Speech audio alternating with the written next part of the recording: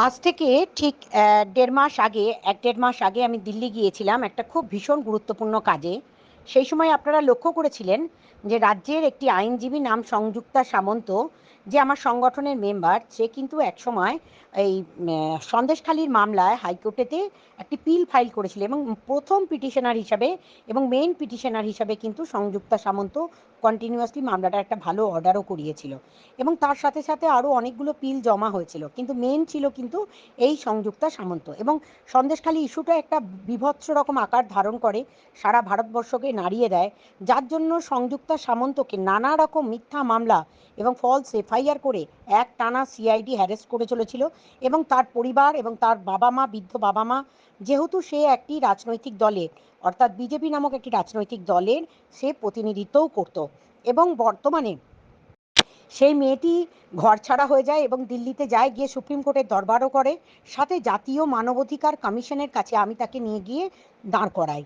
খুব মানে আপনাদের যেমন আমি কথা দিই, কথা কতটা রাখতে পারি সেটা আপনি দেখে নিন। আমি ডিরেক্টলি চ্যালেঞ্জ করেছিলাম রাজ্যের মাথা, ডাইরেক্টর জেনারেল অফ পুলিশ, অর্থাৎ মমতা ব্যানার্জির ডান হাত আমাদের রাজীব কুমার বাবুকে। তাকে চ্যালেঞ্জ নেওয়ার পর সেই রাজ্যের ডিজিকেই ডিরেক্টলি অর্ডার করলো জাতীয় মানবাধিকার কমিশন। এবং খুব খুশির খবর, এই অর্ডারটি গতকালকে হয়েছে। আপনাদের সামনে প্রমাণ তুলে ধরছি। এই মেয়েটিকে, অর্থাৎ আমাদের এই অ্যাডভোকেট আইনজীবীটিকে, কোথাও কোনো রকম মিথ্যা মামলা দেওয়ার আগে 5 বার ভাববে রাজ্য পুলিশ। দ্বিতীয়ত হচ্ছে, 6 সপ্তাহের মধ্যে রাজ্যের ডিজিকে টোটাল রিপোর্ট এবং তার কেস স্টাডি নিয়ে, টোটালটা নিয়ে তাকে প্রেজেন্ট করতে হবে 6 সপ্তাহের মধ্যে জাতীয় মানবাধিকার কমিশনের সামনে। ইন দ্য মিন টাইম তার পুরোপুরি নিরাপত্তার ব্যবস্থাও কিন্তু জাতীয় মানবাধিকার কমিশন করতে আদেশ দিয়ে দিয়েছে রাজ্যের ডিজিকে। সেই অর্ডারটাও আমি পাশে চিপকে দিলাম। সুতরাং লড়াইয়ের আর এক নামই সঙ্গীতা চক্রবর্তী। লড়াইয়ের ময়দানে আছি, ছিলাম, থাকবো। পুলিশ প্রশাসনের বিরুদ্ধেই আমার এই লড়াই, সরকারের বিরুদ্ধেই আমার লড়াই। মানবাধিকার প্রতিষ্ঠা করার নামই সঙ্গীতা চক্রবর্তী।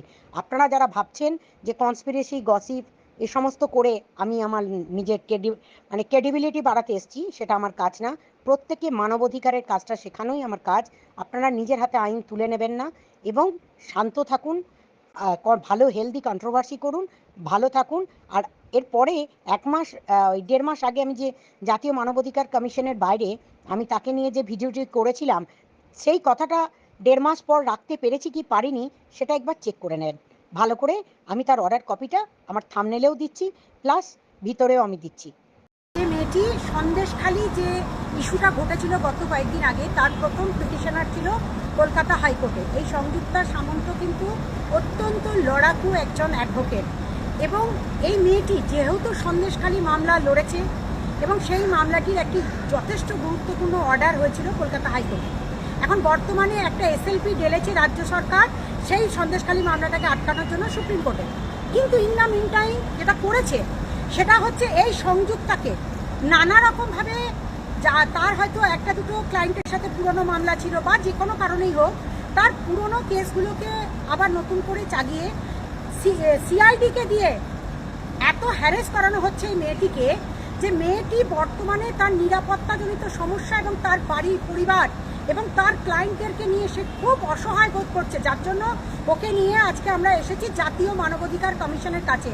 কারণ ওর জীবনের যেমন একটা চরমতম একটা ভয় রয়েছে, সাথে রয়েছে যে কোনো সময় ওকে গ্রেপ্তার করতে পারে অথবা যে কোনো সময় ওকে অ্যাটাক করে লিঞ্চিং করে ওকে মেরেও দিতে পারে। ও এতটা বড় একটা লড়াই লড়ছে, সন্দেশখালির যে লড়াইটা, তার মেন পিটিশনার কিন্তু কলকাতা হাইকোর্টে এই মেয়েটি। আমরা চাইবো এই জাতীয় মানবাধিকার কমিশনের কাছে ওনাকে নিয়ে এসে হাজির করেছি, যাতে করে রাজ্যের ডিজিকে একটা চরমতম একটা অর্ডার করানো যায়। তার জন্য আজকে জাতীয় মানবাধিকার কমিশনের কাছে ওর হয়ে আমরা আজকে দরবার করতে এসেছি। আমি দিল্লিতে এসে পৌঁছেছি, সংযুক্তাও এসছে। আমি চাইবো সংযুক্তার পাশে প্রত্যেকটা মানুষ দাঁড়াবেন, তার কারণ যে মেয়েটি সততার জন্য লড়াই করছে তার পাশে যদি আপনারা না থাকেন এবং কোনো কারণেও যদি এই মেয়েটির এতটুকু ক্ষতি হয়, তাহলে রাজ্যের ডিজি এবং মমতা ব্যানার্জি দুজনেই কিন্তু রেসপন্সিবল থাকবে।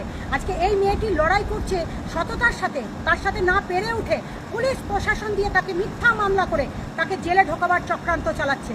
আপনাদের কাছে আমার অনুরোধ, হাত জোর করে অনুরোধ, এই সংযুক্তা সামন্তকে আপনারা সাথ দেবেন।